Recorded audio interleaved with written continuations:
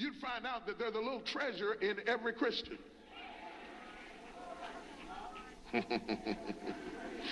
The thing is, you have to go through a process to become what God would have you to be. And what a wonderful place this is to preach about processing, because the whole purpose of the Potter's House ministry is given to process. It's given to shaping. It's given to taking clay and molding it and making it and teaching it that it can become what it was not before. A molding, shaping process. Somebody say process. If you don't understand process, you're going to be in trouble. We deal with earthen vessels that have been marred in the hand of the potter, but he's able to reshape them and make them over again and make them productive. Take things that were not productive and make them productive. Take things that didn't work and make them work. Take marriages that didn't work and make them work. Take men who fail and teach them how to be victorious. Take women who are frustrated and teach them how to walk in peace. That's what this ministry is all about. That's what we're called to do. So if we don't want to get our hands dirty, we might as well cut off the lights and shut the building and get out of here, because we got to get through all of the trash to get to the treasure and show you how God can recycle a life. Say amen, somebody.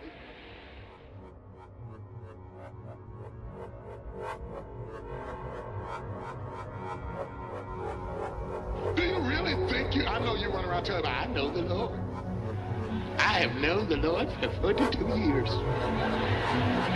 I have known him. I knew the Lord when I was 7 years old. And I have known him for years and years. You don't even know your husband. Shut up. You still finding out stuff about him. You don't even know your children, and you carried them around in your body. And they just told you something last week that blew your mind. Do you think that you have searched the height, the depth, and the breadth of God?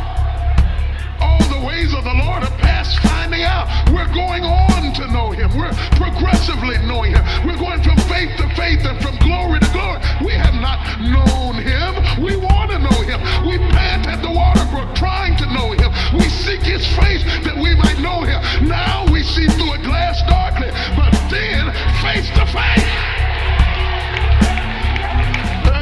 I see a shadow of him. I see a caricature of him. I see some aspects of him. I see some resemblance of him. I see an icon of him. I see something that resembles him in shape and form and posture and characteristic, but I have not known him.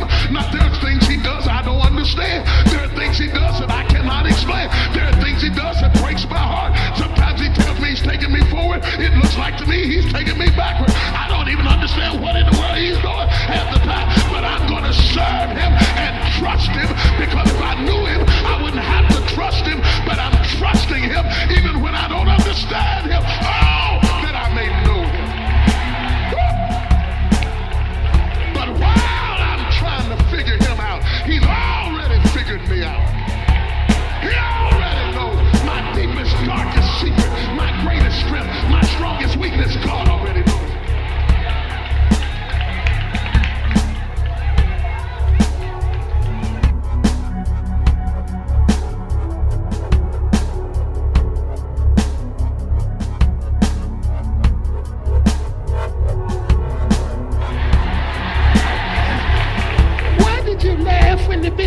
That part about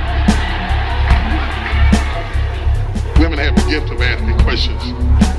She got something she don't want you to see either. Do.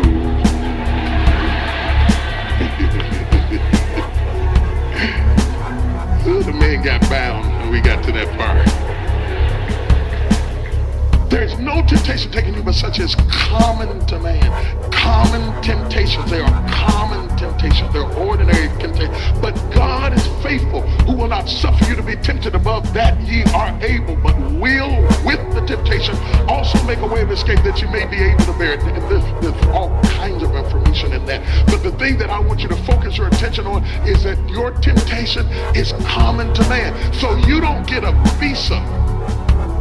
You don't get a special permit to have a special little problem that exempts you from deliverance, because nobody understands what I've been through but me. My mother died when I was 5, and I don't know who my father was, and my Aunt Lucy raised me, and Cousin Chester molested me, and I've been through my trouble, and now, yes, it's 42 years later, but I still have a right to be smart and hateful and rude and arrogant and a whoremonger because of something that happened to me when I was 7. Well, wake up, baby. It happened to everybody else too. And we're still here. And if we can be here, you can be here too.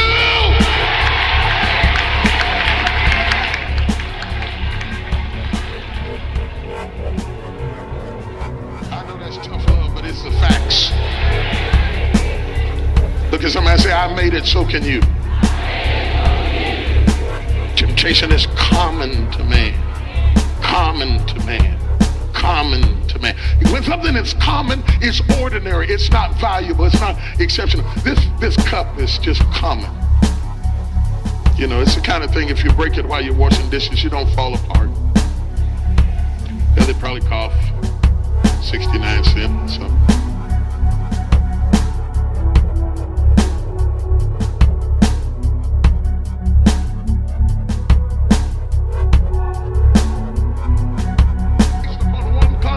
God knowing you, not you knowing him. Salvation is God knowing you. Communion is you knowing him. In fact, we are going on to know him. Paul wrote half the Bible and didn't know God.